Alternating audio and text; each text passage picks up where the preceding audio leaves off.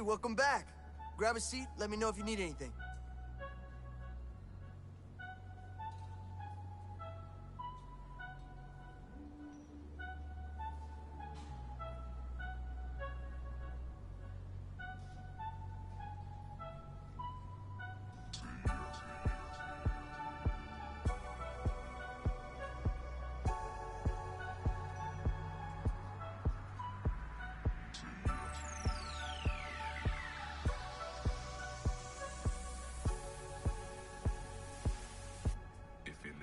To the max, say yeah. If you're making money for the fam, say yeah. If you hold it down for the gang, say yeah.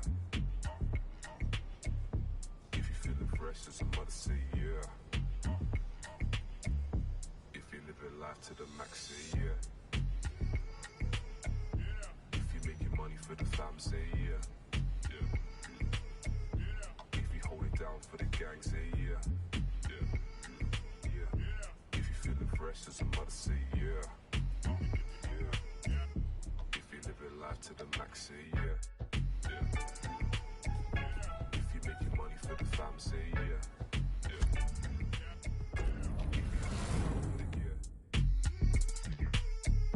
If you're making money for the fam, say yeah.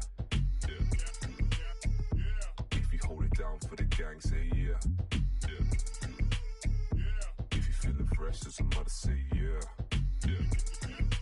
If you're feeling fresh as a mother, say yeah.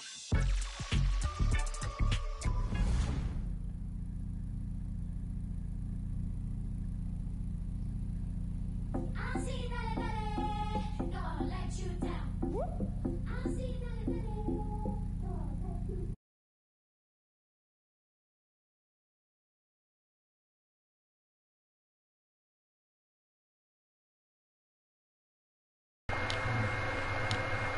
Just working on the microphone, trying to figure out if it'll work. It looks like it's too high. Yeah, looks like it might be too high. There we go. Check 1 2. Check 1 2. Check. Check 1 2. Check 1 2. Yeah, test. All right. You should be able to hear me.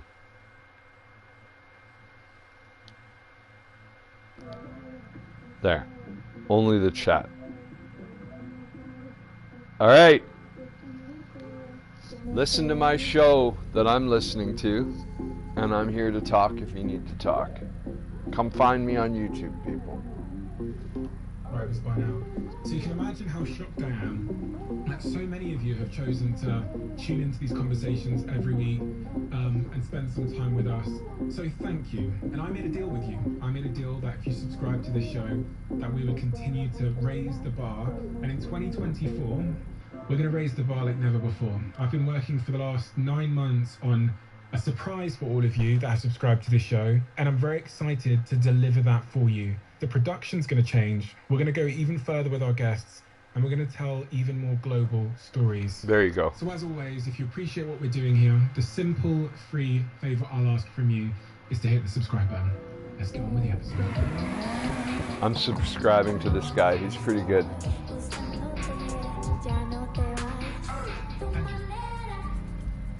You're well known for your time in the CIA because people are so intrigued and compelled by it. How long were you in the CIA? I was actually in the CIA for a comparatively short period. I was only in for 7 years. Many people make a 30 or more year career out of CIA. So it was really quite a small blip in terms of my overall life. I wore the U.S. military uniform for 7 years before that as well. So 14 years total spent in service to the United States. And what is the CIA? So the CIA is the United States' intelligence, foreign intelligence collection platform. Their primary agency deemed with collecting foreign secrets that have any kind of impact in American national security. So if you think about it, there are multiple multiple what's called intelligence agencies in what's known as the intelligence community, or the IC. CIA is just one of those 36-ish community members in the IC. However, it is the one charged with centralizing all of the intelligence collected, hence the Central Intelligence Agency. So it's the hub in a large wheel of intelligence collection. Is that what a spy is? Is it the same thing as being a spy? So I'll geek out with you a little bit here because terminology is really very important. So there are spies, and spy is a vernacular that's used in common conversation that doesn't really have a definition in terms of the intelligence or espionage profession. You have handlers, you have assets in terms of traditional espionage. Handlers are officers who collect intelligence. Assets are foreigners who provide intelligence to the handler. So a CIA officer, or an MI6 officer, a Mossad officer, an MSS officer, depending on the country, these are officers who collect secrets. They are therefore handlers. And then all the people who provide them secrets are considered assets. Traditionally speaking, when you talk about a spy, some people think a spy is an asset or a handler, either someone who provides information or someone who collects information. And the term spy is just confusing enough that oftentimes people will project their own opinions on top of that word because they don't understand the real nuance of this word. So I thought of a All right, someone that goes here we to go. country and collects information. I'm on day 2 since downloading this game for $7. The country they came from. So technically, 2019 it came out. Let's have some fun. Intelligence officer, also known as an operator, or in media, an operative. Sometimes it's also called an agent, right? An intelligence agent. These are all kind of terms that get nebulous, but what you were describing is a trained intelligence officer. No matter what country you're in, whether you're in, it doesn't matter what intelligence profession you're in either, and there are multiple types of intelligence. There's human intelligence, signals intelligence, missions intelligence. All right, Anybody let's who give you tries enough. to collect secrets. All right, I noticed that there's nobody here, but since this is being recorded, my name's Mike Bottcher, and I am stuck in bed lately and in a chair most often. This is my car, my first car. I bought it used, really, really cheap. Actually, so cheap there wasn't a price. I earned some money in races yesterday, and dolled it up a bit. Those are my favorite colors, by the way. Add a little blue in there. So I spent all my money on some turbo, some aspiration, some extra aspiration, and let's just pull over. I gotta go get noticed. I have some events to go to. But I'm trying to find safe houses.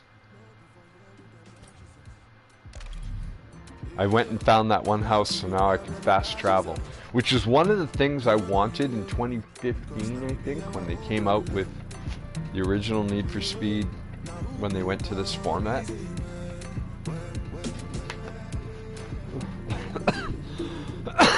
I inhale my nicotine, but I'm not smoking tobacco. It's rough. Losing my mind here.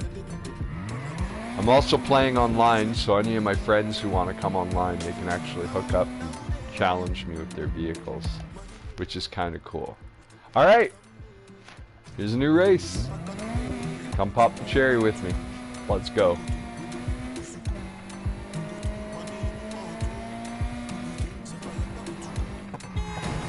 Oof.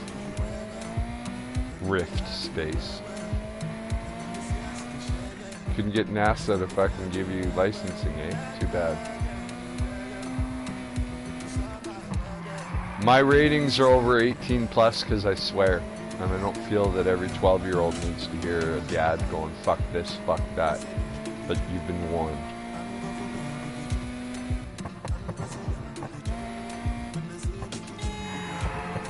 Woo! We'll take the tracks. More fun.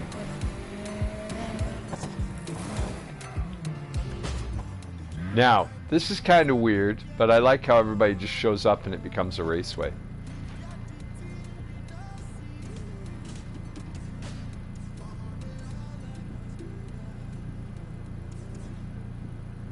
Ooh, I can challenge other people. No, I'm not ready. I'm still building up my shit. I just decided to play my story online so I can run into friends. So I don't know how this is going. Only microphone and audio is being broadcast because you're waiting.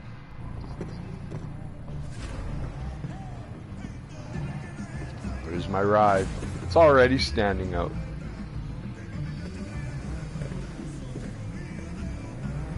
It's already standing out. Let's do this.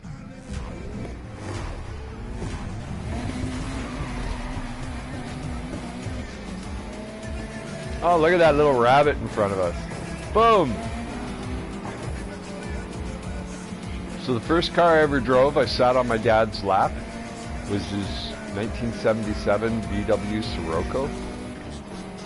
Or maybe it was a 71. Anyways, it was a really sporty little car. VW Sirocco. Back before the Jetta became popular.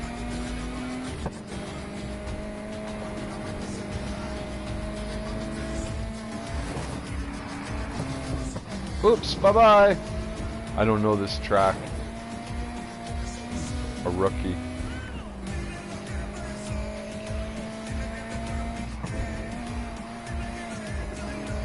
No, I don't have a souped up car. I actually have a pretty shitty car. And I'm playing on normal. So none of this easy driving shit for me. Oh, I can't stand that. People go and play through easy and collect all the same collect all the same fucking add-ons and shit. I should start peeling away from them a bit. Yeah.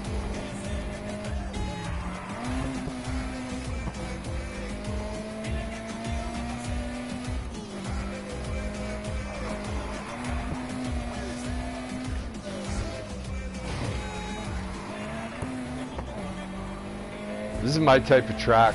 I like these types of tracks. This is awesome. Well marked. Nice slides. Nice drifts. Sorry, boys and girls. I don't use lingo very well in anything that I've ever been a pro at. I'm not saying I'm a pro driver, but I have a rep from back in the day. Not on that corner, I don't. Ha Son of a gun! Son of a gun!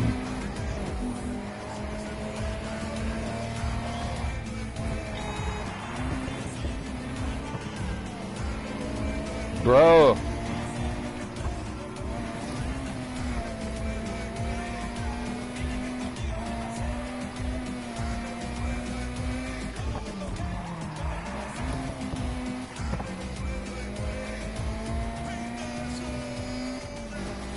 Can you guys hear the soundtrack? I like the soundtrack. This is a good soundtrack. I like my own music. Hi, Jordan! You're on YouTube. Camera and all. As soon as you come over towards me, they're gonna see you on TV. Do you think maybe you'll get you famous? No, I'm not famous on YouTube. There's nobody watching. I don't even have one viewer. I just shared it on Facebook though. Come say hi, I'm stuck in bed. And it's not TikTok, but I'm gonna turn TikTok on next. I just wanted to get started. See, you can see. Baby's on camera. Hi, baby! Dad can see you.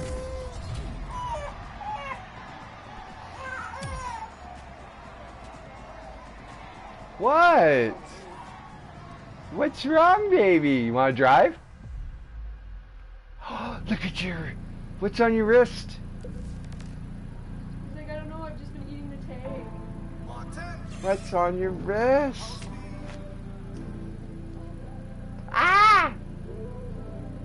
It's gonna suck. The Soundtrack is bitchin'. I love Miami music. I like Cuban-centric, Puerto Rican-centric music. I really love the it just always gets me moving. That's why Rio, when it came out, was one of my favorite movies because it's all just Brazilian Caribbean music. Yeah, I'm a big Jamaican music fan, but nobody else likes to listen to it, so it's hard to get a vibe going. You know, the best time for Jamaican music is when the summer is all, you got fires in the yard and the lights and the sun is hot and you got water, splash water in a corner. Like, that's a big Caribbean party. Yeah. So, Big bonfires at the lake. I'm going to start throwing parties again now that I can't move. Except now I'm just going to sit in a chair outside and greet people and throw logs on the fire. Come! Come! Enjoy yourself!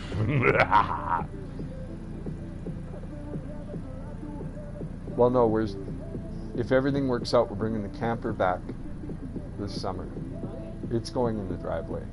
And that's where I might put the fire pit. Okay. If the camper comes back, there's a back fence. Like, complete back fence that you guys have to get out and open for Mom in order to pull into the driveway. We can't afford an auto fence. An auto fence would be like $5,000, and that's what rich people have. We don't need an auto one.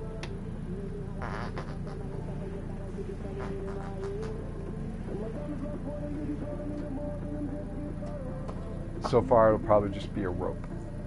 And if people cross through that, there'll be a sign hanging on that rope. Pass this rope at your own risk or something. I am going to keep a slingshot in my pocket all summer long this year because I can't fight. I can fight, but one fight will put me in bed for a month, even if I win. Yeah, slingshot would be smart. So I'm going to start shooting people with. I've got a bunch of steel pellets, and I've got a bag of paintballs. I'm going to start shooting fucking people with paintballs if they come in my fucking yard. Do it? It starts this year. Good. I think that's a good idea.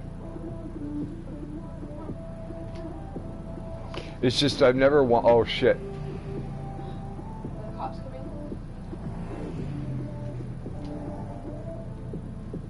Or we'll make a sign. Don't make yourself a target. It's filled with the triple entendre. Well, then that's what we can put Don't on make that- yourself a target is good advice to everybody walking by. Well, then we can put it on that, Don't be a target is literal double entendre for be careful, don't come in my yard. And don't be a target can be life advice. It's bam, bam, bam. And that's all recorded live. I said I was going to shoot people with my slingshot and my paintballs. That's okay. People stand on their front porch with paintballs and shoot people all the time that come into their yard. You'd be glad it's not a real bullet, because we live in a territory where bullets are legal for a lot of us. So, anyways, thanks for getting a topic going. I haven't had a topic. We've just been listening to my CIA. Oh, I was going to share this with you and said if you want a podcast to listen to, you got to listen to this guy. He's telling you all the secrets of how they're screwing us over in the government. He's ex-CIA, and he's young enough to know the difference. Oh, Ninja!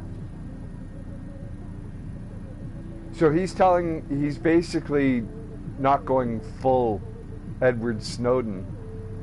He's still an American citizen, and he's not in trouble, but he's saying all the basics that we already know, but he's reiterating them. Like your email is read. Since 2001, we have data centers that read our email.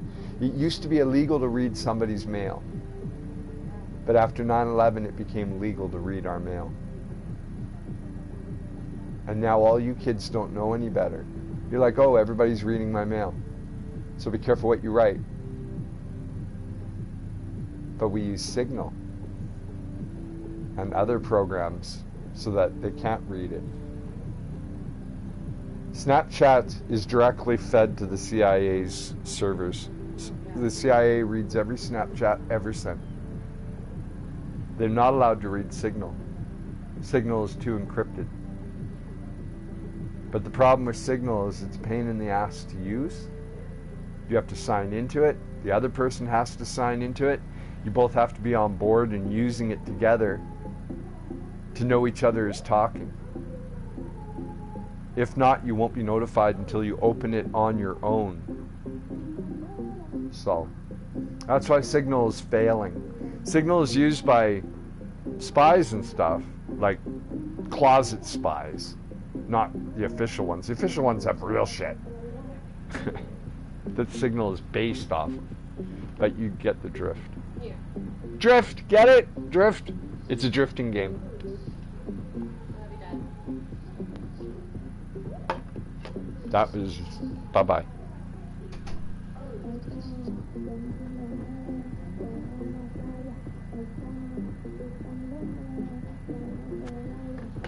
Anyways, there you go. That was a good topic. Anybody around here? Guess not. All right. Is an intelligence officer. Is that what you were? That's what it is. You started a company after leaving the CIA called Everyday Spy. Correct. For someone that's just clicked on this podcast now, who's trying to understand the value that they're going to get from you by understanding the work that you do at Everyday Spy, what are they going to get from this conversation? This conversation is designed for me, to be able to explain how spy skills have a very real value in breaking everyday barriers. And that's the mission of my company, Everyday Spy. We use spy education to break barriers, social barriers, financial barriers, educational barriers. We'll see if this barriers, works. Language barriers. If there is a barrier in life, I made it my mission in my company to break that barrier using a proven There. real-world skill or technique. Now the microphone should work. And what sort of means is that to what end? So if I'm, the average Joe listening to this now, when you say break barriers, what are Yeah. those barriers that I'm going to be able to Trying to find a way to get the microphone to stay up and on my head. Use the term break I just barriers. attached it to my glasses. What the reality of life shit. is that we all come What a into good idea. barriers that are Let's go similar. right to the We glasses. come into those barriers at different times. For some people, there's a barrier in income that they're born into. For other Why people, didn't I the think barrier of that that? they're born into is that they don't have a father. For other people, they come into a financial barrier when they're 18 and they have to leave home. You guys Some can't people see don't it, ever know financial but I barriers, literally- but they do know educational barriers because they suffer from dyslexia or they suffer from ADHD. There are people who have barriers that are due to I'm anxiety. literally- The reality is there's really 12 or so Literally. barriers that we will all experience in our life, but we will experience them at different times. For some of us, it won't happen until we become parents. For others, it happens There. as soon as we hit adulthood. The idea I is just that made my CIA glasses is smart extremely glasses. familiar with barriers. And what they teach No us as officers way. in their training programs Hold up. is not just the details of tradecraft, but it's really to understand that any barrier that we as individuals face, they can get us through. But we can also predict barriers other people will run into. And if you know somebody else's barrier and you understand their barrier better than they do, when you help them through that barrier, they will tell you secrets. They will tell me secrets. As part of your training to become a CIA officer, you must have learned how to manipulate people. That seems to me, from what I know of spies, pretty foundational to what it is to be a successful spy, to get information from someone else. In this conversation today, are we going to learn how, through your training, you were taught to get information from people and make them do what you wanted them to do? Yes, and I'll be very frank here. I try to exercise something called radical transparency. If you want to manipulate people, you will learn that from this conversation. If you want to manipulate people, I will teach you how to manipulate people. In just a simple conversation, you can learn those skills. But the thing to understand that's the most important is that whether you want to manipulate or not, others are manipulating you just because you don't know what they're doing, right? The problem with being an intelligence operator is that to achieve the things you have to achieve, you sometimes have to do things that you don't want to do. In being a business owner, what I've discovered is that many business owners struggle because they feel like they have to do things they don't want to do. They feel like they have to be sleazy. They feel like they have to be tricky. They feel like they have to mimic, shyster, bad guy business owners, right? The flip side, if you think of a coin, one side of that coin is manipulation, and that coin has value. Manipulation has value. But the other side of the same coin is motivation. If you can get people to do what they want to do, then you have motivated them. And that is worth just as much as getting people to do what you want them to do, which is manipulate. We'll get into all of that, but I want to understand where you came from, because I think this is quite pertinent to both your work as a CIA officer, but Just also going this through my is stuff. really interesting to a psychological element. This is here for you guys to ask comments and talk to me. That are deep within your childhood I'm not story. really talking Going unless back to anybody the asks a design, question. What is the most important? My daughter came in here and asked me some questions, so I had something to talk I think about. the most important thing to understand from my childhood is that I was raised by my mom. My father died. My father was killed before I was born. He died in a violent crime in California. I didn't know him ever, and my mom had to start life with a newborn son, not just as a single mom, but also as the single mom of a man who was killed in a crime. So it was my mom and my grandma that raised me from very young. My mom is a woman of color. She's Latina. My father was American Indian. So there was an element of racial diversity in 1980 when I was born that also kind of played a role in all of that. And the reason that that's important is not because of what happened in the past. It's because from that foundation, my mom married a Caucasian man who became my stepdad, who became my adopted father as well.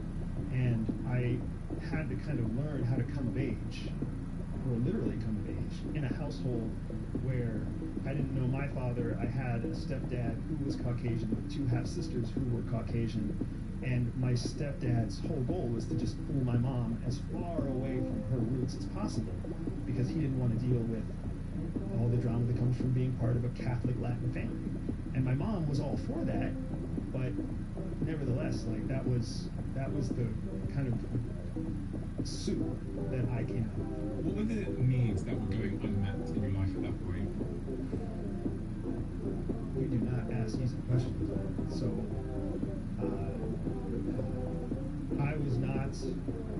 I did not feel loved. Growing up, I did not feel loved. My mother loved me, and I know logically and rationally that she loved me. But my mother was a cold woman. She was focused on career success. She was focused on feminism. She was focused on other things. I as an adult now, my sisters and I often reflect on the fact that we think our mom was the kind of woman that didn't want to be a mom. But it was expected of her to be a mom, so therefore she became a mom.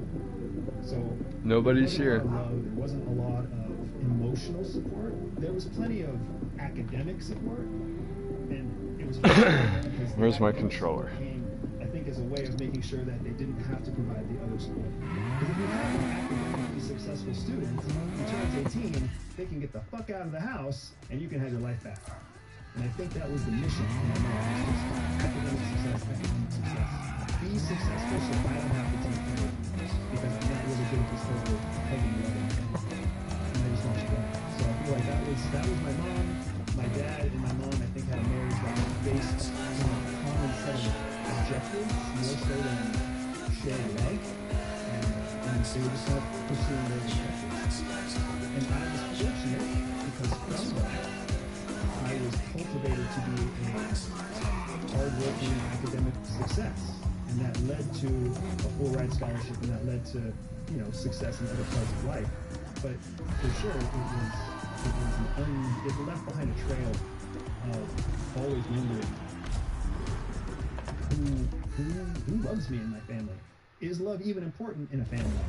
Does it matter, or am I being too focused on this whole love thing? As an example, I'm a wise guy, huh? Look at those blue There calipers. was a day when my mom pulled me aside. I was having an argument with my stepdad. And I went to my mom looking for support. And I asked her for support. And I told her, do you love me? Do you love me? Or do you dad me? And she Sparky's becoming a nemesis. Because you're my son. I have to love you. You were born to. I must love you. But it's a choice to love your God. So I have to love you more because it's a choice. For me, I never forget that conversation. I never forget the look on my say academic is so complicated, and it's never been something I could ever actually accept. And even now, as a hard time myself, I don't understand how that was logically sound. I don't know how you could ever actually prioritize and love. What have you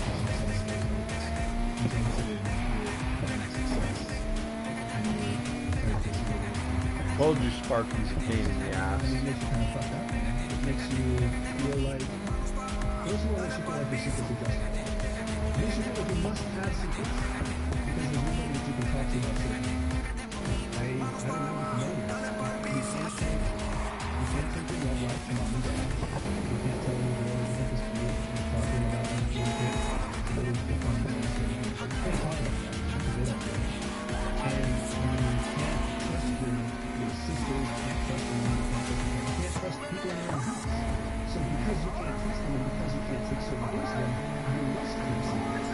And since you must keep secrets, you must get out. There must be secrets that are totally acceptable that they are also contained from you. So I grew up in a world where secrets were something that was very, from that, you start to learn the secrets and then live online, you're supposed to be, clearly accepted. So there's a level of sociopathy that develops when you feel like you're on your own. And that's something that most people out there who are learners, who have grown up in the world, they learn to understand that there are certain elements of social behavior that are not culturally acceptable. But as long as you don't talk about them, you can practice them. So that's a big part of what I learned personally is that secrets, how to keep secrets, that's super normal, how to lie without being caught, and more importantly that there is a very real difference between the people who are raised in a world where they trust people, they trust others, and because they trust others, they have a built-in vulnerability, a built-in deficiency compared to the people who are raised in a world where they don't trust. When you're raised in a world where you don't trust, you can always learn to trust. But when you're raised in a world where you trust first, it's very difficult to tell that person to know when to not trust. I mean, it's sad. I'm doing everything in my power to not water my children's secret. So I do believe that there is a faulty wire that happens. But at the same time, it's been very valuable. It's been very productive and valuable in terms of what I've been able to experience, what I've been able to see and do, financially, economically, relationally. I benefit and value, and this is a big challenge that I have. As much as I sit here telling friends and I'm telling you secrets, when I share with you the challenges of growing up, it's important to me that I don't sound like I'm complaining or whining, because I had a fantastic foundation for success after that. But I defined success in all the ways that I was trained to define success. Financially, economically, empirically, not based on how I feel internally. Have you had to do a lot of work to counteract the potential consequences of that wiring as you become an adult and a father and all of those things? It's something I think about a lot. I think I've got my own pretty well, and I'm scared now because I'm on the footsteps of becoming a dad myself. I'm with a partner, I've been with her for 4 years. We're talking about kids right now, and It's gonna be a big day. Let's go. there's a great because my brain is validation, career success, Absolutely. So the first thing I'll say is we will fuck up. We will all fuck up. The question is, how big will we fuck up? And I'm working very hard to make sure that we really fuck up in small ways that they can fix it small ways. But I already know the series of the father pass on. So I'm just trying to minimize what I pass on. And that's what I pass on. The additional layer that is unique to myself and all professional intelligence officers is that when we are recruited into intelligence service, specifically when CIA recruits field, it's fairly transparent. They tell you that you were recruited because you are a little fucked up. They tell you that you were recruited because of a certain psychological profile that makes it so that you pragmatically view things like secrets and lies. There's a few different terms. We call it moral flexibility.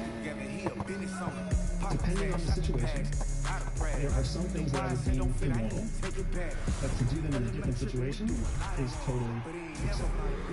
And that's just something that I'm wired to be. It's been wired in me since I was a kid, but CIA understands how to take advantage of that, how to use that in a way that benefits American national security. There's also an element of high performance that comes from being wired a certain way.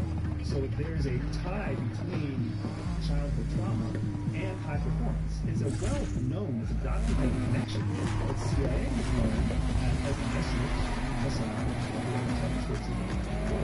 they've learned that when you train someone who has just the right amount of childhood trauma, when you get your hands on them at the right time, at the right period of life, they can be trained to become extremely loyal.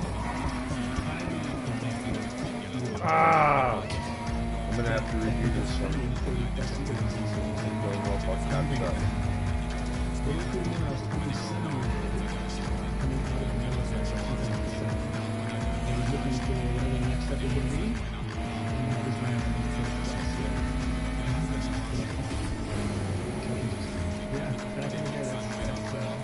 I was actually applying, I was a nuclear missile officer for the CIA, nuclear missile officer for the Air Force. And the nuclear missile officer in the Air Force controls nuclear accident events. So I wore a little ring, which you need to. So nuclear accident is a nuclear intercontinental diversity. So a lot of missiles will carry nuclear warheads for nuclear show destruction, nuclear war type stuff. So you controlled the nuclear missiles. I was half of them. For one ring, somebody else for a different ring. So the ring is a key, and the end of it is a key. And when you get a nuclear code that comes in, the code you put it into an old school computer system, and the two of you take your key and you insert it into a silo operating system, and then you turn in unison, and then you turn in unison. How do you do something to the point of like 27 years old where you're holding a nuclear fuel reactor? I don't want to say it's a criticism, but it wasn't. I did what I was told. That's how it happened. I didn't know I was told when I was in high school. I got the grades, and then my mom told me that the best school at all the universities that chose me, the best school I could go to is the Air Force Academy. So then I accepted a full-time scholarship from the Air Force Academy, where I did what I was told, and I graduated as a lieutenant, and then I followed what the Air Force told me to do from there. They told me to learn how to fly, and they told me that they needed me to work in nuclear space weapons instead. So I went to that school, and I did all that school, and I just kind of climbing the ladder. I did what I was told. And then one day I found myself 100 feet underground. It's a horrible job. So in 2007, when I was a nuclear missile officer, you sit in a launch control box in LCC that sits 100 feet underground. And you sit there on a 72-hour shift with one other person. The other person is the other people. And then you are one nuclear crew of maybe 30 different nuclear crews who are all on the equipment at the same time. So at any given time, in one Air Force base, there's 60-ish people on the ground for 72 hours a day. And then different missile base, there'll be 50, 60 people on the ground. And your job is just to sit there and wait for nuclear equipment. And obviously nuclear hasn't been hopefully it never will. So as you sit there underground, not seeing the sun, as you sit there in a capsule with another person very rarely in your life, you have a lot of time to reflect on what am I doing? What am I doing? I gotta learn that quote. The redundancy of a scenario that we all are working very hard to make sure we never have. Usually always one corner that fucking takes me out. Making a difference in the reading on March is just sitting here not launching missiles. waiting for the message to come in that I already know isn't going to make it work. It's a very difficult and thankless job. Even right now, as you and I are having this conversation, there are some 200 Americans sitting underground doing that job. And that's just in the United States. Every country that has nuclear is doing the same. If you want to come in, you start to get more Absolutely. The other thing that's important to understand is the redundancies of the orders. So we don't know if an order says launch nuclear weapons. We just know that an order comes in that says to insert the keys and turn it. And if it's a valid order that comes in, then the machine will let us insert our keys, we will turn our keys, and then the machine will do it for the sequence. Sometimes that order that's coming in is saying launch nuclear missiles. Sometimes that order that's coming in is just to make sure that the two people in the capsule turn their keys. Getting lazy. It seems hard to me how someone would stay in the job for a long period. I'll take the cash, but I gotta play again. They have shockingly low attrition because they do such a good job of psychologically identifying the right people for that job. I'll take the cash. From very early age. I'm here for the money. I gotta build my shit up. No. I can buy a bunch of cool I think cars CIA is already. I've far only been too at it. practical. In the virtual world, I've been at it for Anything that 4 or requires 5 scouting days. from a young age. I think But what more realistically in happened real life, I is that just they had a downloaded very it last simple night. algorithm that they had applied to every government website, so that when people of a certain profile applied to a job, Here we go. At website, least I know the then track now. I'd get a flash on the screen, just like I did, that said, "Hey, we appreciate your application. We'd like to have a different recruiter contact you for a different opportunity." What were you applying for on that government website when that pop-up came up? Yeah, I was applying for the Peace Corps. I was trying to get into the U.S. Peace Corps because after spending 2 years underground waiting to launch nuclear missiles, I thought that it would be great to get out of the Air Force and go do the exact opposite. I knew I was not going to be able to catch up after that first wipeout. Whenever you wipe out in this game on normal, like that, you rarely catch up. Unless you get by cutting all the corners of the track. Every one of these tracks, I'm an absolute rookie on. Gee, I forgot about it again. I wasn't the only one, thank goodness. But I might not even catch up. Fuck it.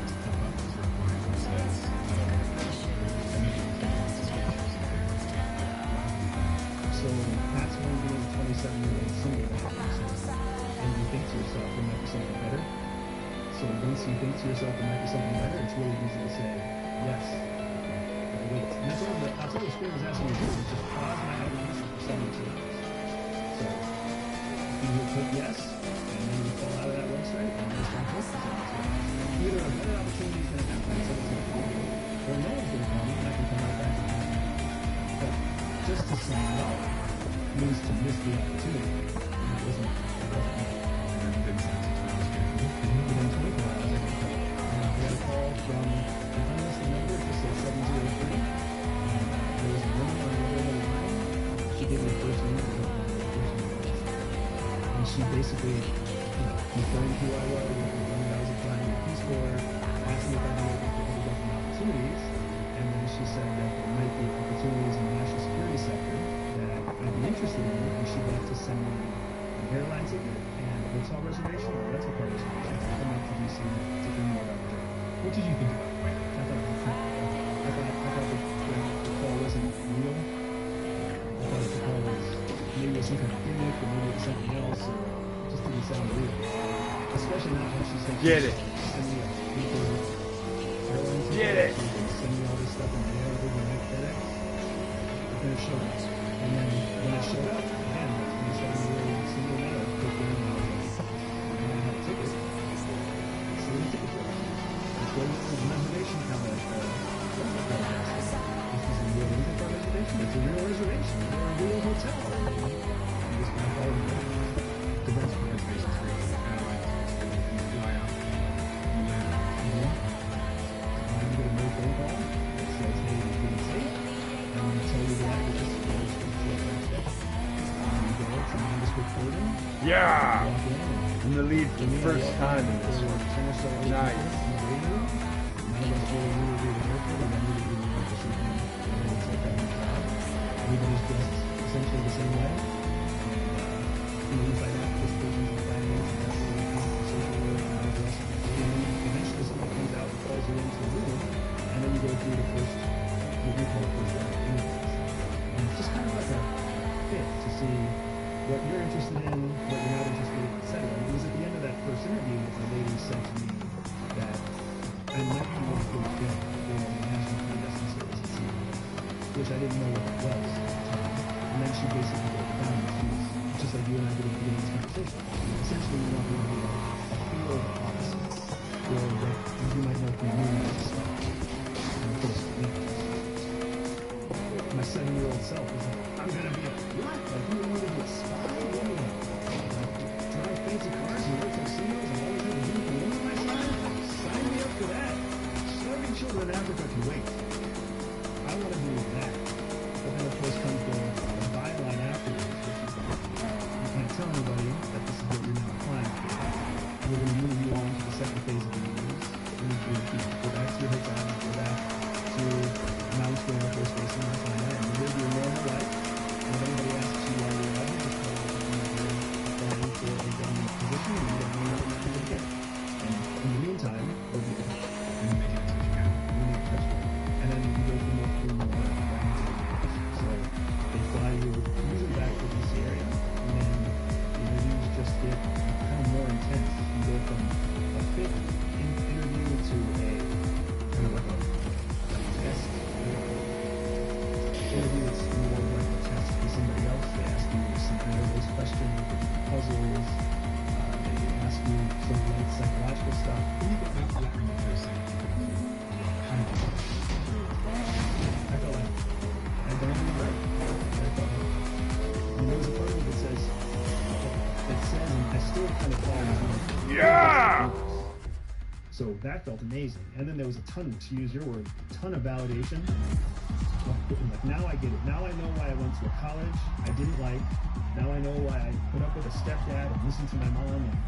And I don't need love. You don't need support. You don't need a family that cares about you as a person. All you need is to check the fucking boxes, because this is where you get to go when you check the boxes. And now that I've checked all the boxes, I'm free. So it doesn't really work that way, because when you're hired because you check boxes, the boxes just change, but you still have to check the boxes. And at that point, it goes from interview to, I guess, training. Correct. During that whole interview process, you're not allowed to tell anyone, I'm guessing. Right. Even your family. Nope. So what do you tell your family that you've been up to during that period? So this is what's nice about their recruitment process. Remember, I told you earlier that I accepted as a child all the times you have to lie, and there's secrets that you have to keep. This was just a secret I had to keep, so I had to trust it. So that I was looking at getting out of the Air Force, I didn't really know what I wanted to do. Maybe I could. And I was going to DC to do some government jobs. I was never posting. From the time I left for the Air Force Academy 18, and I went home maybe once a year, every time I tried to go home, it was always a kerfluffle because my parents didn't want to buy an airline ticket because it was expensive. I didn't have money to buy an airline ticket, so I didn't ask for one. It was the same song and dance every Christmas. I'd like to come home and we don't have either relationship. So it was really easy at 27 years old, almost 10 years after that. So I tell them as little as possible. I had a girlfriend at the time. She was a great girlfriend, but she wasn't as great as being a CIA officer was going to be. Right? I had friends at the time, but they weren't as cool as being a CIA officer. So I got to go in. So it was really easy to just start. I got to go in cutting here off the branches of my social tree because I was going to go do something awesome. I didn't need anybody else. Did the CIA tell you to disconnect from these people at all? They told you that Okay, now that I went in here, I can always jump to it anytime I want. I gotta go find all the garages so I can jump around the city without driving. Service. If you're going to go into clandestine service, you can't take a Just whole makes Rolodex more of people with sense. you. So one of the things that they asked during our psychological Sorry, but evaluation driving's a is waste how much of do you time. need And that close was one of my relationships and close complaints peers, and how do you feel about severing I'd like to ties clean with that up. what we sometimes call secondary or tertiary relationships, friends, college friends. Like a primary relationship is your spouse, a secondary relationship is all your close friends, a tertiary relationship is somebody who you work with. So like, how do you feel about cutting off all those not so important relationships? See, now I can fast travel. Easy. right? And I was like, let's go. I'm gonna go do something amazing. I don't need college friends to go do something amazing. Do you think your appearance and ethnicity factored into CIA's decision to recruit you? Absolutely. In 2007, so just to take everybody back, 2007 was 6 years after 9/11. It was 3 years after the CIA 9/11 Commission, or the U.S. government 9/11 Commission came out, which basically said that everything CIA had been doing up to 2001 was wrong. They were focused in a Cold War era. They were not focused on terrorism. They were focused on, Ivy League Caucasian graduates as being the next generation of CIA officer, instead of diversifying for a diversified world. So without a doubt, they were looking for different people. They were looking for young people, colored people, LGBTQ plus people who could connect with the modern day threat around the world. And then I think on top of being brown and ethnic, I also came with a huge government file because I had been part of the Air Force since I was 18 years old. So they knew everything about my health, everything about my mental health, everything about my academic, athletic performance in college. They knew everything about me. And I think that's part of why my onboarding process took about 9 months, where the typical onboarding process takes about 18 months. How do they train you to become a CIA agent? So a lot of the training part is classified still, so I can't talk about it. But there's a school that we go to. It's fairly publicly known, but I can't acknowledge what it is and isn't. And we go there for many months, and we basically were pulled out of everyday life and we're put into a controlled, simulated world. And inside that simulated world, they kind of control what's happening around us. So if you can imagine, almost like going from being taken out of your see that apartment red where you dot? live, There's a cop. and now you're put into a different apartment, but the apartment that you're put into is part of a giant game. And somebody else controls the Cops games. don't like us. They control the movies that's on the TV, and they control the cars that are on the road, and they control everything except the weather, basically, so that they can create multiple. I still got to different meet Anna scenarios tonight and exercise the skills that they She's taught, my hookup. from This is her car. wiring to first It's just responders, safe response to the paint flying, job and everything, the wraps, they're all living and mine. working under alias identities. I took one and modified You're it put into a very controlled environment like for a long everybody period of does. time, where they can test all of your trade craft that you're taught. It's very expensive. It must be very expensive for them to train a CIA agent. Right, that's why they train us in batches. So there's generally 2 to 3 batches a year that go through different types of training. There's different classifications of officers too, right? So your analysts are different than your technical officers, who are different than your field officers. So what they'll do is they'll batch you into, or at least what they did in 2007, is they would batch you along with your discipline, and then send a batch to training, and then everybody goes through the same lectures during the day, just like university, and everybody goes through a series of exercises at different times of the day and different times of the week, but essentially everybody goes through the same curriculum, and everybody has the same grades, and then those grades are all measured against each other, and the bottom performers are cut out, and the top performers get to stay. That curriculum, what is involved in that curriculum? You mentioned a few things there. Is learning how to kill people involved in the curriculum? No, that is not involved in the curriculum. Not at the basic training level. Do they teach you that? They teach some people that, but they don't teach everyone. It depends on the discipline that you're part of. If you're a paramilitary officer, you need to learn how to kill. And you need to learn how to kill in different ways. Kill quickly, kill quietly, kill with blunt weapons, kill with bladed weapons, kill with bladed weapons, kill with projectile weapons. So, kill with explosives. De-arm explosives. So it all depends on the caliber, the level of officer that you kind of put into. So paramilitary, they must learn that. But your standard human intelligence field connector, they need to learn how to live and work without being caught. So if you kill somebody, it's a big deal. You might get caught. So it's much easier to teach that person how to manipulate, how to collect secrets, how to live and operate without ever being detected. Whereas a paramilitary officer doesn't need to learn that. They teach you how to lie. They teach you how to lie. How do they teach someone how to lie? It starts with the foundation of making sure that you recruit people who are already liars. And then when you're sitting across from them, you can start to understand if there's a good liar or not very quickly. You've probably talked to people who are bad liars. So you learn someone's a bad liar. So from that, you can identify people who are good liars. And then when you do find a you start to teach them what they already naturally do that makes them a good life. And then you start to teach them how to define that skill. You start to teach them how bad liars operate and how you can detect a bad liar and how you gain advantages with lies and how to handle lies. As an example, in the promise of skills, bad liars talk a lot. Good liars talk a little. Because the more you talk, the more you run the risk of undermining your own lie. Bad liars make a lot of statements. Good liars ask a lot of questions. Because if you ask questions, you're not really disclosing anything about yourself. So if you think back and if you remember ever going to a party or ever having a date or ever being in a social environment where there was somebody there that made you feel so interesting, but you didn't know anything about them, you were talking to a very good. What about body language? Is that factor in lying? Absolutely. I mean, body language is a factor in everything. But body language is especially a factor because, again, going back to the idea of a skilled liar versus an unskilled liar, a skilled liar knows how to appear like they are telling the truth with their words and with their body, whereas an unskilled liar often has a disconnect, and their body will say a different message than what their mouth is saying. Consider your stereotypical jock, your standard European footballer, or your American jock.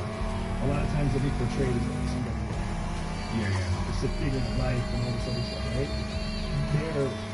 Their body shows confidence and openness, but then when they talk, they sound like idiots. Right? Sure, like, totally, like, dude, that lady, like, whatever. There's a disconnect. Their voice does not demonstrate the same confidence that their body does. So you know that person's lying. What they're lying about is not necessarily just the content of what they're saying, but they recognize, they can't cognitively accept the fact that they are in a position where they are telling an untruth. And that untruth at a minimum is that they are not super confident and super comfortable. They're actually uncomfortable and they're not feeling comfortable. And that's why they're standing over themselves. So when you relate to someone, based on your training, would you think a lot about your body language? Yes. And what would you do? What would be the principles of making sure your body language wasn't letting the cat out of the bag? So one of the first things to do when you're trying to lie to somebody, and again, we're now talking about how to lie to somebody. You shouldn't want to learn how to lie to somebody. You should want to learn how to know if somebody's lying to you. But we always start this way, where we're afraid to ask the real question, which is how do I know if I'm being lied to? Because that shows vulnerability. But if you want to learn how to lie to somebody, the first thing you do is you mimic the person. Look at you and I right now. We are mirrored. Are your hands connected under the table? Yeah. So am I. Are your feet crossed under your seat? Yeah. So am I. We are mirrored right now. Which means when you look at me subconsciously, you see yourself. I want you to see yourself in this exercise, because if you see yourself, your initial instinctive response is going to be trust. Because who do you trust in the whole world? You trust yourself. So the first step to being able to lie effectively is to be able to mirror the person. If I was coming at you, right away you're going to be like, I don't know who this guy is, right? And similarly, I was thinking like, just for people that are on audio, he's just like doing different postures. First time, that was a hard track actually. Far away from speed tracks are the hardest for me. Okay, makes sense. So we want to mirror first, and you mirror because mirroring creates a foundation of trust. Subconsciously, it creates a foundation of trust. F1 tracks are my favorite. Once you have that foundation of trust, you just start the kind of long pushing the more and more speed tracks start to freak me out because I always think I'm going to lose control. That you're creating, the lie. Right? Is there anything else on the subject of telling a lie to someone that's believable that we need to be aware of in terms of skills? Yes. So first, the whole idea about there's two important ideas that get glorified in social media that are just inaccurate. And the first is called eye movements. You can't actually tell if somebody's lying to you based on where they place their eyes. Because while there are certain elements of eye movements that have biological relevancy, there's many, many more things about eye movements that don't have biological relevancy. Right? So what I mean by that is, if I ask you, what's your oldest memory? You just look to your left. It's natural to look to your left when you're from a Western country, because chronologically, timelines start on the left. So when you ask somebody a question about time and they look to the left, up, down, or in the middle, generally speaking, that has biological relevance. So it's a low probability that they still could be right. When you ask somebody a question and look to the upper right, or the lower right, or wherever they might be, if there's not necessarily biological relevance, because they could be looking up and to the right because down and to the left is too bright. They could be looking in any number of directions because maybe they have, maybe they have something else going on. But the ability to create some sense of accountability that lies in making the decisions they're making is too difficult. So you can't assess someone's honesty or dishonesty based off of eyewitness, even though you're going to hear what you can from Instagram influencers, from Discord, and everywhere on the internet. You're going to hear that there's some connection that you can justify. It's not true. The same thing is also true. So it is also an truth that you can rely on something known as micro-expressions. Micro-expressions being the number of times your eyes blink, or the twitch in your face, or if you're sucking on your lips. These ideas that get glorified through social media as indicators of deceit. The truth is, you don't know if someone is lying to you until you've had enough time with the person to establish what's known as a baseline. A baseline means what's normal for you. So I'll just use you as an example. 10 minutes before the cameras turned on, you were a totally different person. Your energy is different. You're so much more conversational. Like you're an awesome, friendly guy when the cameras are not on. But you turn into an interviewer when the cameras turn on. Totally rational, totally logical, makes total sense. That doesn't mean that you're lying now and you're telling the truth then. It means that the environment has changed, and nobody would know that if there wasn't a baseline. Mm-hmm. Most people that watch you don't ever know what you're like outside of this baseline. So you have to get to know the person and understand the variance that's an issue in terms of the line to you. Exactly. We call it time on target. You need time on target so that you can understand the delta, the change between their baseline and whatever pressure you're putting on. Was there any sort of consistent telltale signs that someone was lying to you in an interaction? Like, you know what I mean? What, certain, nervous things that they do change, what are those variances that you might say that you go, this person's now lying to me? Yeah, so with unskilled liars, it becomes much easier.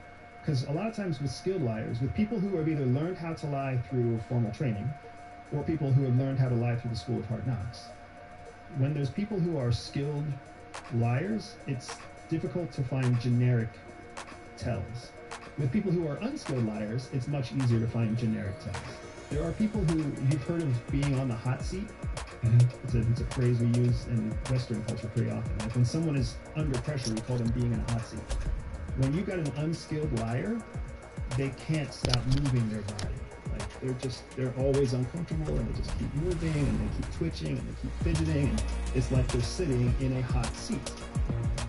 That is one of the biggest tells of an unskilled liar. And again, anybody who's ever had like a 6-year-old or an 8-year-old or a 12-year-old try to lie to them, they know what that looks like. They can't make eye contact. They do a lot of verbal noises that aren't actual words. They can't get comfortable. They keep moving around. They keep shifting, shifty. Those are all those words came from real-world examples of an unskilled liar trying to lie. But you don't need micro-expressions of the face or to know which way their eyes are tracking in order to pick up on that. Going back to your training then, what were some of the other most important transferable skills that you learned throughout that process? The most I think I did all the day races. Things that we learned during training actually had to do with the psychological processes that people go through, and being able to understand the process and then predict and identify when the safe houses. Those are the things that really make a huge difference. Yes, it's cool to learn. You see any safe houses like this that are locked? Learn how to detect I gotta go drive to it so I can travel there. How to drive a car through a roadblock, right? Those are all very interesting things. But the most useful things are things that you can use all day, every day, through multiple types of interactions. And there are a series of processes, a number of processes that we learned that had to do with human psychology. One of those processes is understanding the idea of core motivations. Core motivations are, remember how we talked about manipulation? See how far that is? Two sides of the same coin.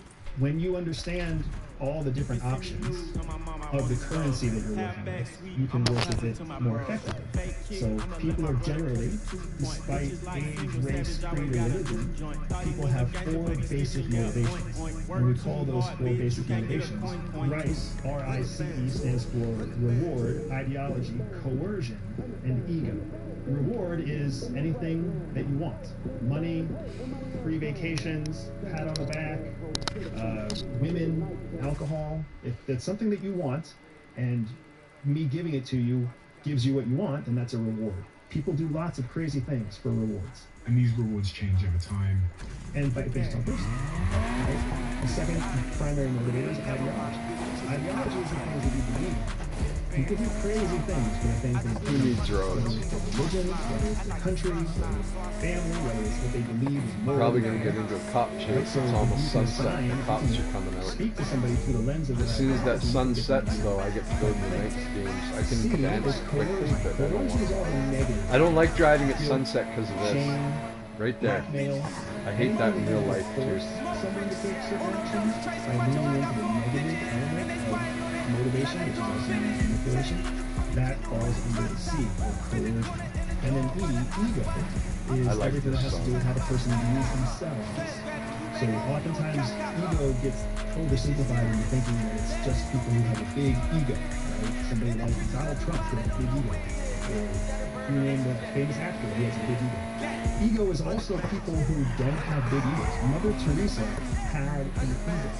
She wanted to sacrifice for other people. She wanted other people to see her sacrificing for other people. That is also ego. So with these 4 core motivations, you have a rubric, a process to understand why other people do what they do. You understand why other people do what they do. All you have to do is connect what they care about with what you want them to do. Yeah, another garage. The probability of them doing what you want them to do. Right on. Of these 4 core motivations, is there an order of the strength Are you that liking they the showdown? have over You people? enjoying the whole So if you were circus? really trying to get someone to do something, you expected more focus cotton on candy. this core motivation over that one. Yes, absolutely. Ideology is the strongest. Ego is the second strongest.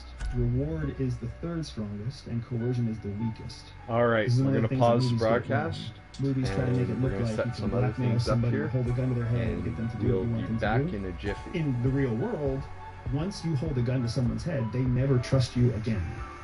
You can never get them to do something twice. Whereas if you appeal to their ideology, doing this is good for your country, doing this is good for your family, doing this is good for your health. If you can appeal to someone's ideology, they'll do what you tell them to do for a long time because they'll trust you. Is this really the essence of manipulation? That is the essence of motivation and manipulation. The same coin. You'll hear me come back to this because one of the things that people really struggle with outside of intelligence is they feel like they have to label things as good or bad. When you have moral flexibility, you take away good and bad. Everything just becomes a question of utility or productivity. If you need someone to do something and you can motivate them, then you should. But if you need someone to do something and you can't motivate them, that's a green light to manipulate them. Because you still need them to do what you need them to do. If you feel bad about manipulating somebody, you are not going to do well on the intelligence. How might you, so you said the ideology is the strongest of the core motivations. How might you go about finding out someone's ideology in the context of business and life? A lot of times people will volunteer it to you. There's 2 ways. If you're a keen observer, people will volunteer it to you. You've already volunteered that you are ideologically predisposed to politics. You've already talked about it. The reason that you're worried about fucking up your kids, that you don't even have yet, is because you're thinking about politics. So clearly, you are ideologically predisposed to what it means to be a responsible father. You want to be seen as a responsible father. That plays into your ego as well. So I'm sure when you're talking to your partner, if you guys are already looking at where would we go to school, where would we live, what kind of diapers should we use, if you're even thinking about that, you're thinking about it through the lens of the ideology of being an engaged, present, helpful, loving father. Right? So people will volunteer. Your customer base will volunteer to you what their ideologies are. They'll volunteer their politics. They'll volunteer their pain from their childhood. They'll volunteer their pain from business. If you listen. If you listen. The second way that you can get to understand the ideology of your customer base is through active marketing. The right kind of marketing. Not mass marketing, not the kind of garbage that you see on Instagram and YouTube about how to make people believe in your brand because you use the right colors. But actual marketing where you present a message and that message was crafted with an emotion behind it. People who respond to that intentionally crafted message are showing what their motivations are because they were clearly motivated enough by the message to take action. You've heard a lot of people talk about narrative, especially in politics. There's the liberal narrative, and there's the Republican narrative, and there's the conservative narrative, and the church narrative. And people talk a lot about narrative. Narrative is not the power in influence. The power in influence actually comes from messaging. It takes two steps to get to a narrative. It takes messaging first, and then messaging builds a narrative. If you think about messaging is supposed to be an emotional thing. Just a statement, just a message, just like a text message, right? Are you familiar with being the kind of father that isn't present for your kids? That creates emotion in the right, ideologically predisposed person. There's no woman out there who's going to be motivated by that. She might be motivated to tell her partner about that, but it's not going to resonate with her like it resonates with me as a father of young children. But that's just the message.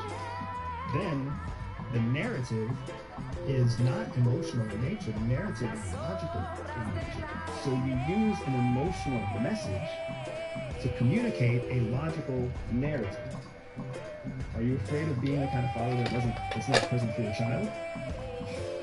That pulls at my heartstrings.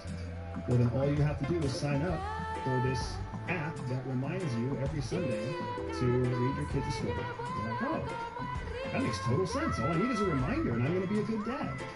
And that's messaging and narrative. The same thing happens in politics. The same thing happens in geopolitics. The same thing happens the whole world over.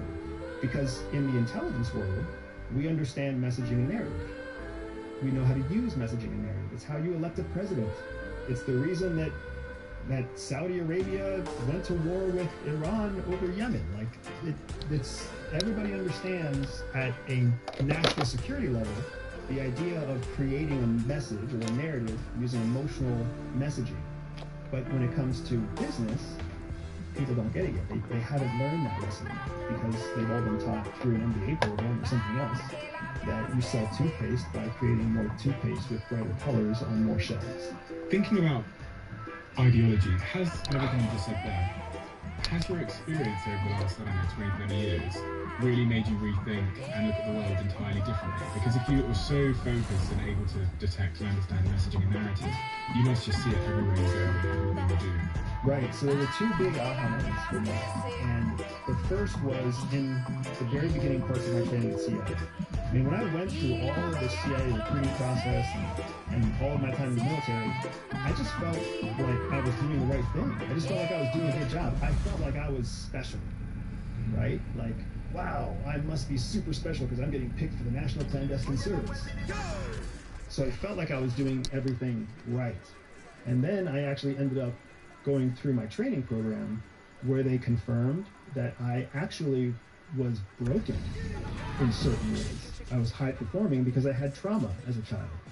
I lie and I steal and I have no problem with sociopathy because I'm not mentally healthy, right? Like, that's basically what they confirmed. Like, you're wired in a certain way that's really useful, but you're actually not neurotypical. You're not successful in the way that you thought you were successful, but you are still very useful. And oh, by the way, you're even more special because now you work for CIA.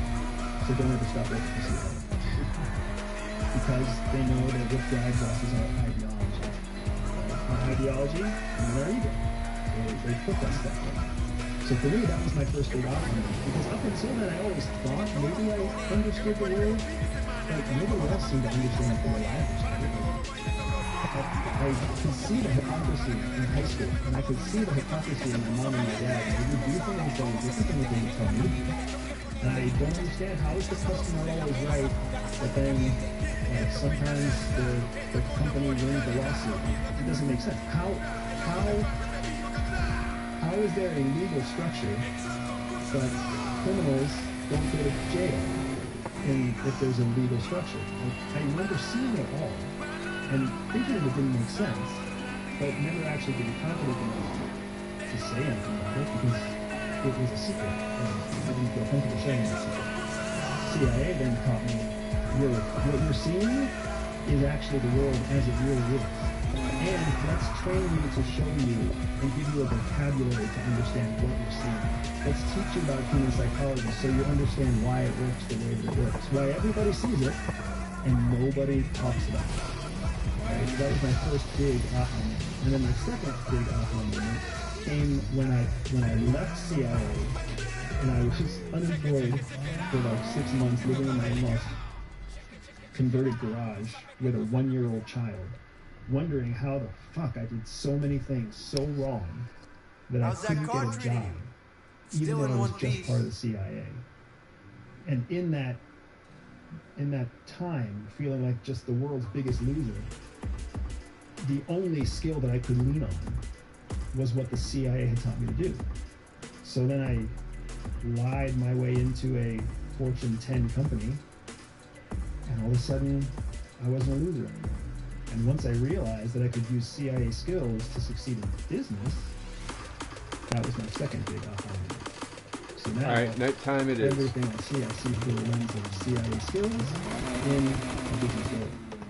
Perception versus perspective was one of the other things I've heard you talk about. Was quite a big, I guess, shift in understanding, but some.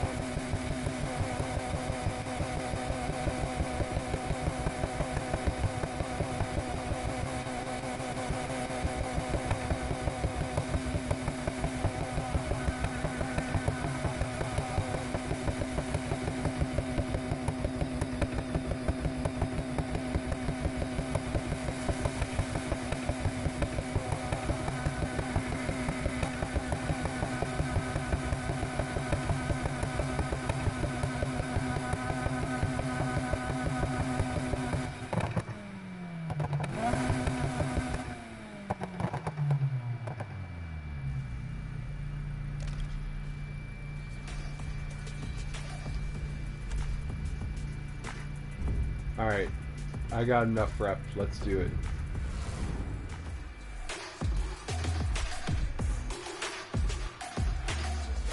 The regular person doesn't really understand. Yeah, so the idea of perception and perspective, I have to define them first. So perception is what you believe you see. Where you sit is how you perceive the world around you. Perspective is how other people see where you're sitting. So when I think about us right now across the table from each other, my perception is what I see of you. Your perspective is very different than my perception. Right? At a minimum, I'm looking at you with a background that's different than when you're looking at me with a background. So the benefit, the advantage that CIA gives its field officers is that it trains us to recognize and distrust our perception. Because perception really only comes from one source, and that is your own 5 senses. You are the source of information for your perception. So for anybody who's ever seen like a little pile of socks in the lower left-hand corner and they thought it was a rat and they jump until they realize it's socks, perception lying to you. Perspective means that you get data objectively from the world around you. So if you're in your room and you see a pile of black in the corner, your perspective tells you This is your room. There's never been a rat in your room ever before. That pile in the corner is probably something like socks. Perspective keeps things objective. Perception makes things very subjective or very emotional. So CIA trains us to lean into our perspective, gain perspective, think about things objectively, because if you lean on your perception, you're leaning on emotions, and emotions are very likely wrong. How can I train myself to lean more on my perspective? There's two really quick things that you can do. The first is immediately distrust your emotions. Know right away when you're feeling emotions. In other words, what I'm saying is don't trust your gut, which is the antithesis of what most people tell you to do. Most people say trust your gut. I'm telling you right now, your gut is more often than not lying to you, because your gut is based in emotion. Your girlfriend's not about to dump you. Your boyfriend isn't cheating on you. You're not about to go bankrupt. Nobody cares about the zit on your nose, right? That is most likely true. There's a small chance that your perception is correct, but when it comes to gambling, are you going to bet on the small chance or the bigger chance? You should always gamble on the bigger chance. The bigger chance you only really understand through perspective. You have perspective on something and you have multiple data points on something. So when you feel yourself getting emotional, stop and let your emotion happen for a second, right? I feel nervous, I feel anxious, I feel doubtful. Okay?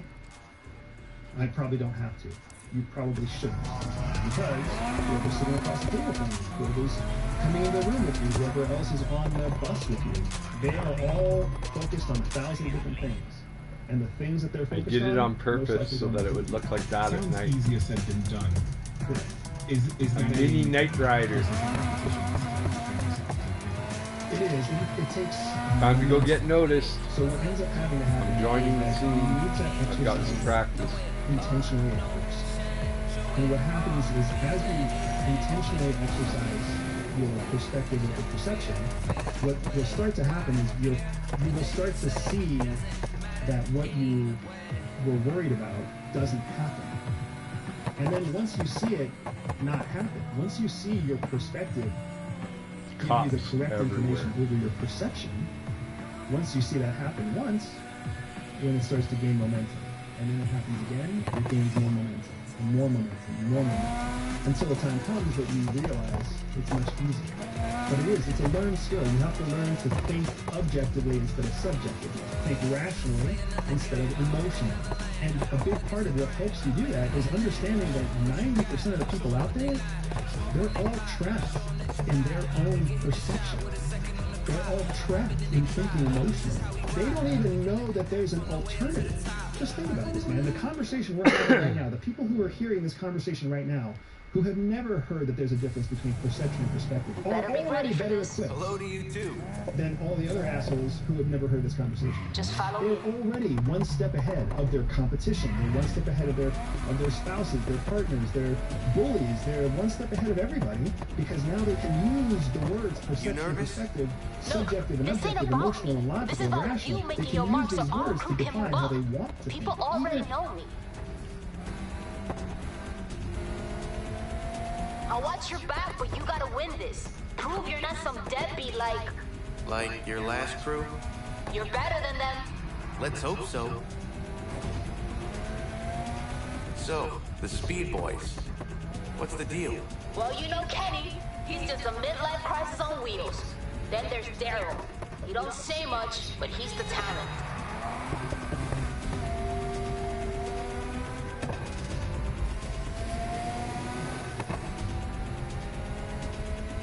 They're the ranking crew, so they got to pick the route. And Kenny ain't the kind of guy to make life easy on anyone but himself. So expect unpleasant surprises. Take a left. There they are.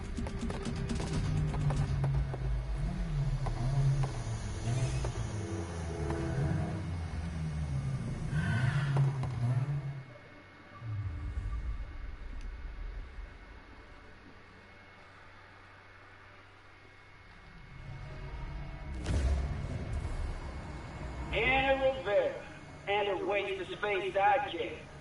Think you two can handle the Speed Boy? Kenny, Hey, Dad. So, Yeah, we'll give you guys a driving lesson. I'll wait for you at the finish line.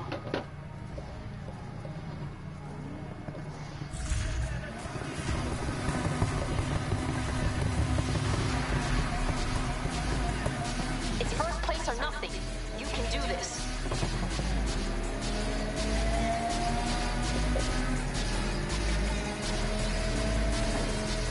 Easy now. what the do it? Damn it!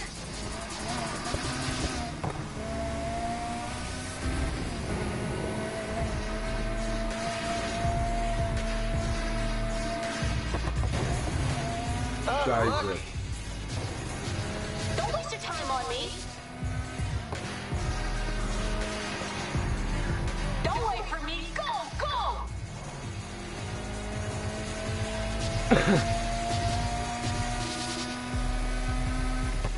That's right, we just peaked. Now it's a straight downhill run.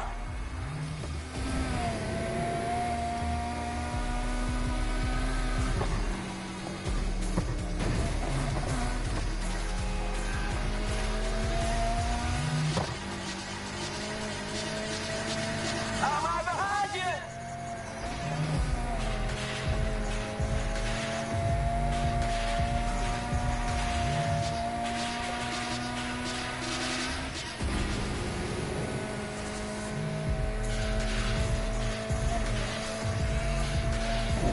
Oh, hey back there.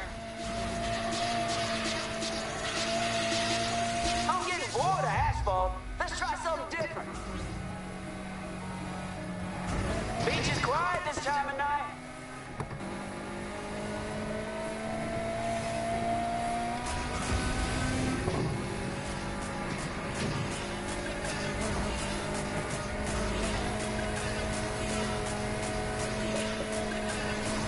Come on, pick it up.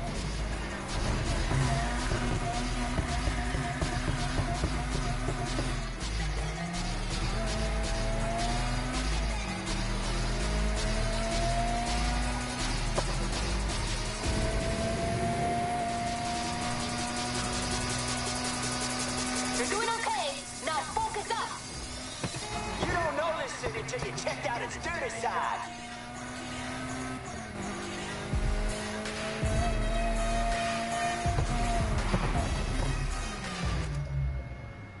I gotta restart. That's too much. Damn it.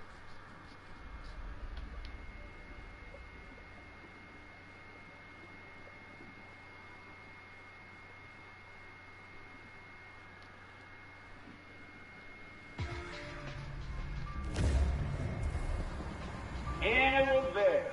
And a waste of space I get. Think you two can handle the speed, boy? Kenny. Hey, Dad. So, Yeah, we'll give you guys a driving lesson. I'll wait for you at the finish line.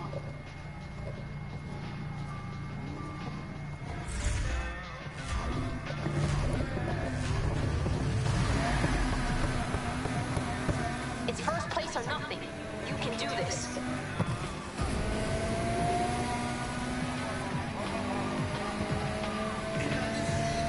Now go get that win!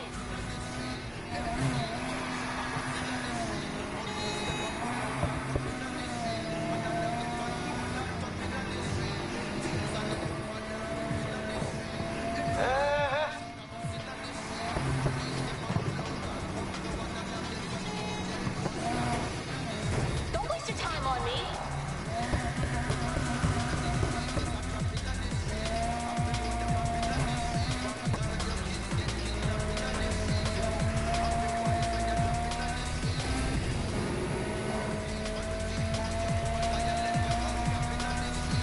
I won't go easy on you. Enjoy the view. It's all downhill from here.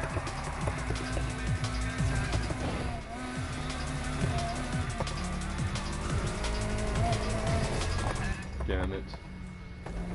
This one's hard. I'm gonna have to keep redoing it.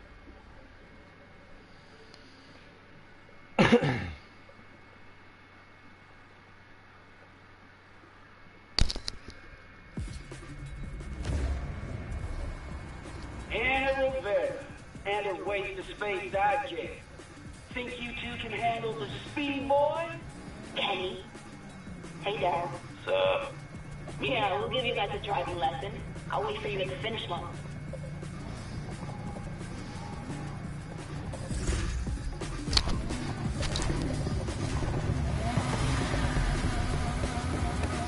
It's first place or nothing. You can do this.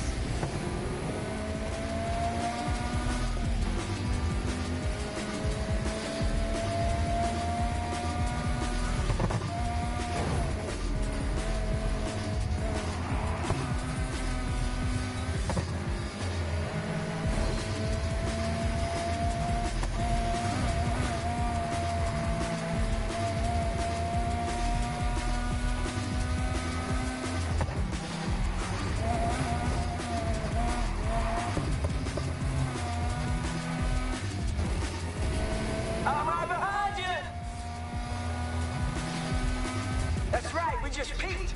Now it's a straight downhill run.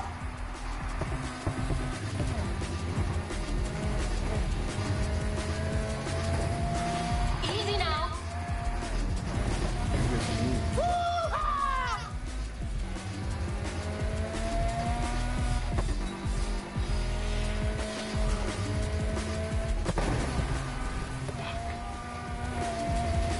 I hate the traffic. This is Mario Don't Kart. think I'm gonna let you by.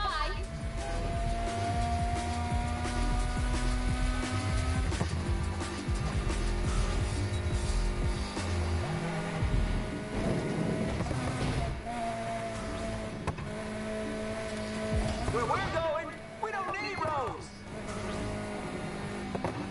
Don't get sand in your engine.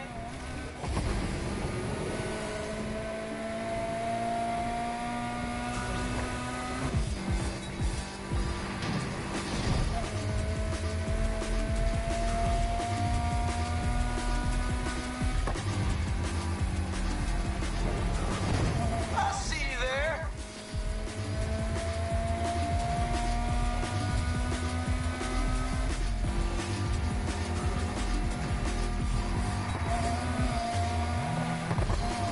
You don't know this city until you check out its dirty side.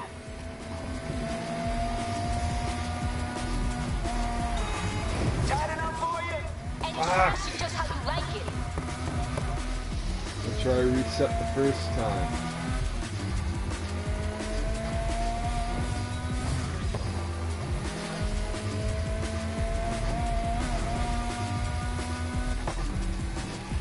I'm not lifting no foot. You gotta overtake me.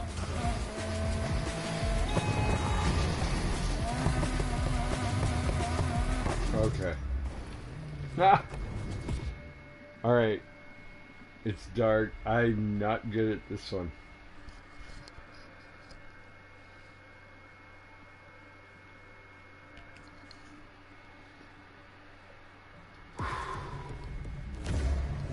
That's the huge advantage to what CIA calls the And a trained waste of space and the sidekick. untrained. Think you two can Trained handle people the at speed, least boy? are aware Kenny. that there's an alternative Hey, option. Dad. Sup? Untrained people aren't even aware that there's an option. The vast majority of people out there are what I call gathering. It's first place or nothing. They You don't can do even this. know there's an option. They're completely unaware of an alternative solution, an alternative process. Close So enough they're for you. trapped in their perception.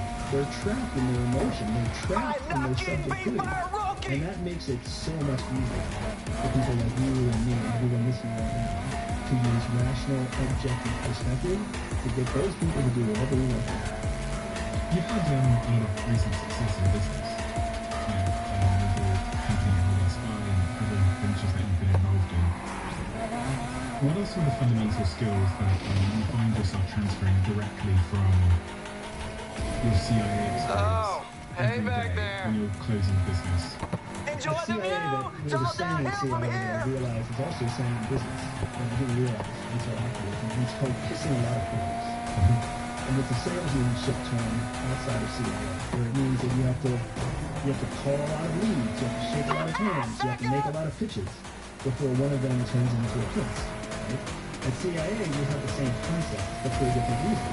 Because finding a person who is willing to tell you state secrets, willing to risk their life to give away the secrets that they were entrusted with. That's what an actual asset does, right? When CIA sends a field officer to, you name the country, when they recruit an asset from that country, what they are actually recruiting is a foreign national who is a local of that country who has access to state secrets, who is willing to share those state secrets in exchange for something else. Money, alcohol, pornography, who knows what they're after. But your job is to find the person who has secrets and give the person the thing that they want in I'm exchange holding this for spot for you. Come and get it. That is a rare person to find. It is hard to find a willing collaborator from a foreign country who has access to secrets and is willing to share those secrets with you in exchange for some kind of information. Very, very difficult to find. But if you can find a spy, you can find a traitor, you can make a sale. Right? The two skills are incredibly interconnected. So what I found is that the process and the skills that we use to find an asset translate immediately into business. Everything from how you talk to the person so that you can identify their core motivations, gaining perspective over that person's position in life. If you can gain the perspective of your customers, you already know what your customers think. You already know what they want. You already know what their problems are. You know what their problems are. Looks like you running out of room. Because you can sit in their shoes, but they can't sit in your shoes, which gives you the advantage. So the process in espionage, the process called SADLAT, S-A-D-L-A-T. Very similar to the Rice acronym I gave And earlier. that, Kenny, was your SADLAT is a driving process of human intelligence, conversion, collection. The SADLAT process is actually the foundation to my company's sales process. All of our marketing for digital sales, all of our human interaction, all of our upselling and everything else, all falls into the same process that I learned at CIA. Only we use it for sales and we use it for marketing. SADRAT. SADRAT stands for Spot, Assess, Develop, Recruit, Handle, and Terminate. That's what SADRAT stands for. And in classic U.S. government acronym jargon, handle starts with an H, but in the acronym we use the letter A. Spot, assess, develop, recruit, No pause. handle, terminate. Thank you. Spot means you find a potential client, right? Recruit means you sell that client on your product in exchange your product in exchange for their money.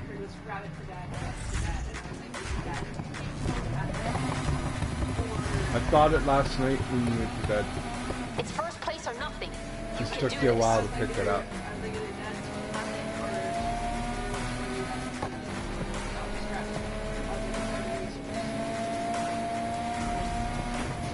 Love you too. Close enough for you.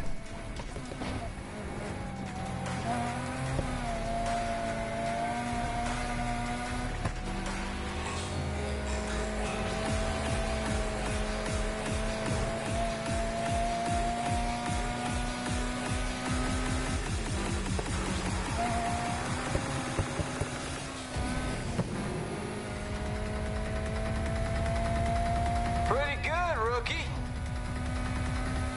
That's right, we just peaked. Now it's a straight downhill run.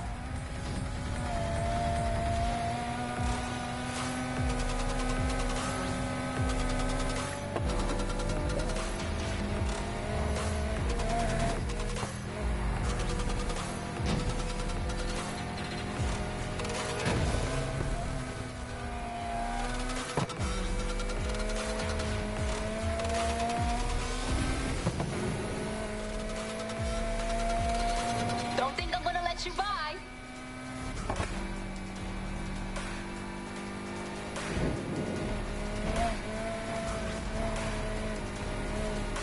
I'm getting bored of asphalt. Let's try something different. Beach is quiet this time of night.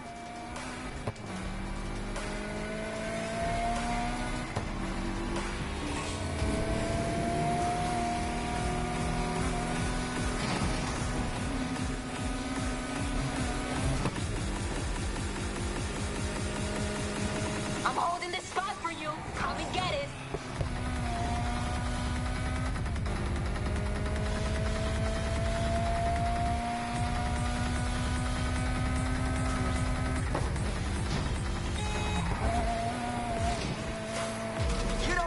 city until you checked out its dirty side.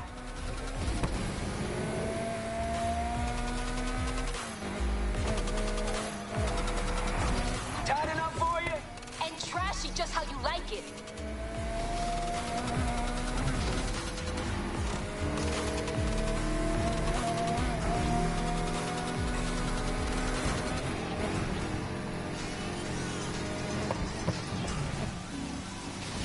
Whoop.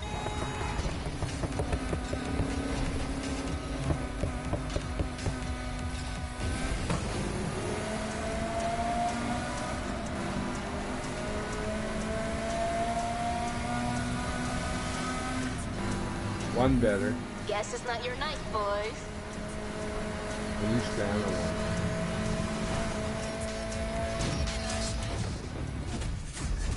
So damn close. If you All right, just we're had getting one better. more run at that, like for sure.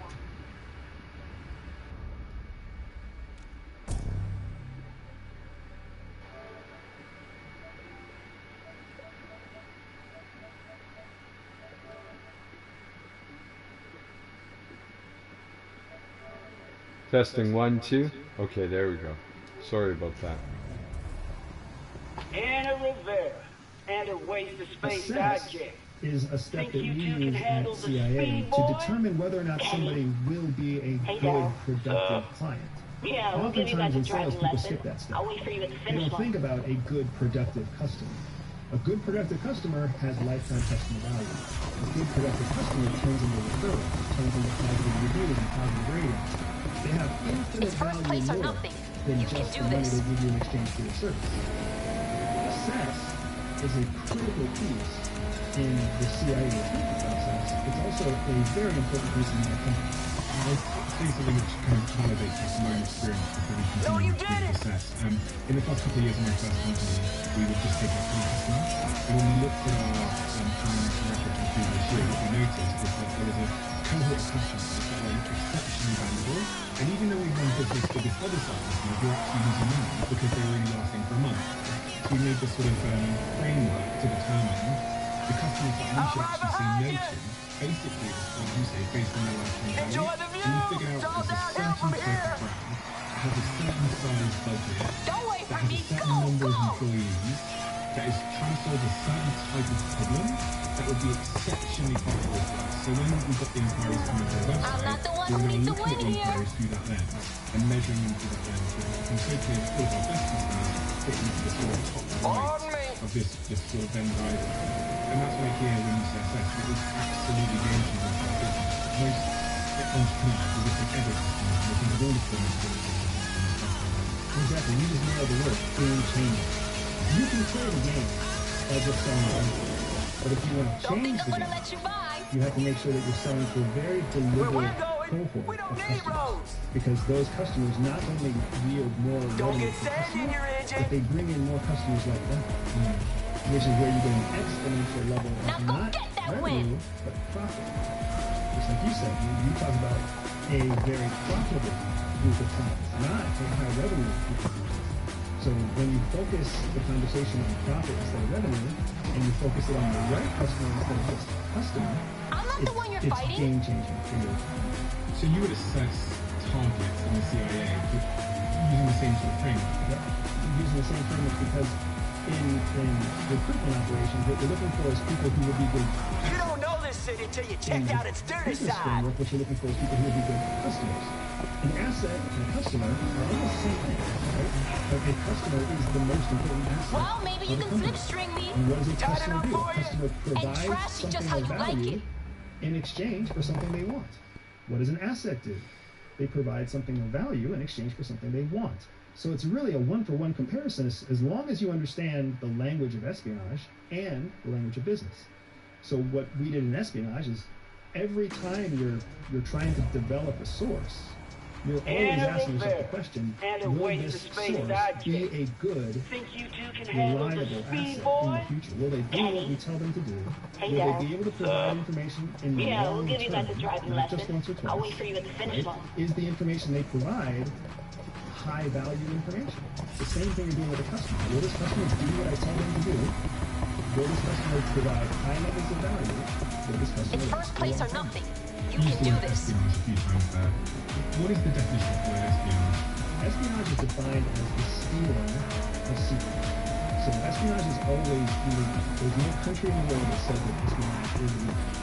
So espionage is, it's when CIA commits espionage, when MI6 commits espionage, they have a carve-out in their law as it pertains to their own undercover clandestine services, so that an American can conduct espionage overseas and not be prosecutable for that espionage under U.S. law if they're part of CIA. Same thing I is true. won't go easy on you. MI6 officer can commit espionage overseas That's right, we just and not be peeked. held Now it's a straight downhill under run. British law. It's a carve-out. Otherwise, if you're a British citizen committing espionage anywhere in the UK or abroad, you are punishable under British law. I've heard you say that espionage really is about getting people to let you into their secrets, perhaps. What is... Don't think I'm gonna let you So, by. If you go back I to started the early zoning part out. of the I was conversation, we were talking building- about how when you trust people, I was building you tell them something your in my secrets, head. Oh my right? gosh. When you help people, I just drove right off the track tell and your away. secrets. There are three lives that anybody lives. We have a public life, a private life, and a secret life. The public life is the life that we're all very familiar with. And right? a It's the waste life of that you space live sidekick. for everybody else to Think see. you two can Not handle just the the people who speed watch boy? your podcast, the people who work Hey, for you in the Dad. company, but your public life Yeah, also we'll give you includes guys what the you show driving your friends. lessons. I'll wait It for you includes to what you show finish your one. church. It includes who you are when you walk down the street. The clothes that you choose to wear are a perfect example of your public life. It's what you want people to think of you. Remember the E in rice. It's first Mother place or Teresa nothing. wanted people to see You her can do certain this. way. That is her public life. When you're in espionage, the goal is to get away from the public life, because if you want someone to give you secrets, you can't get secrets from somebody who's in that public life, because they're protected in that public life. So you have to move them from public into secret, and the middle step between public and secret is private life. So you have to move somebody from public life to private life. Private life is the life that your partner knows. Private life is the life that your closest friends know. Your mom and your dad may know. It's the people who know where your feet secretly stink. It's the people who know that you don't really like to eat oysters because whatever they didn't get. But that's all stuff that's private. Your business partners don't know that. Your customers don't know that. The people who watch your podcast don't know that. And it makes the people in your private life feel like they know you. And it's what makes it so that for you, in your public life, you feel like you have meaningful relationships. Because instead of 200 people who you kind of know, now you've got 15 people who are in your private life. They know your home address, they know your birthday, they know your favorite history. It makes you feel good. Inside of someone's private life, they will share sensitivity, but they may still not share secrets. Because it's one thing to secretly tell somebody that you're worried about their business. You're worried about the next revenue cycle. You're worried about maybe your wife is having an affair. Those things are uncomfortable, but you'll share them with Now I'm people in just your being private lazy. life. But you would never tell someone in your private life. My butt that hurts you're and I'm having being an affair. lazy. You would never tell someone in your private life that you hit your child. You would never tell someone in your private life that your parents sexually molested you or whatever else. Those dark, deep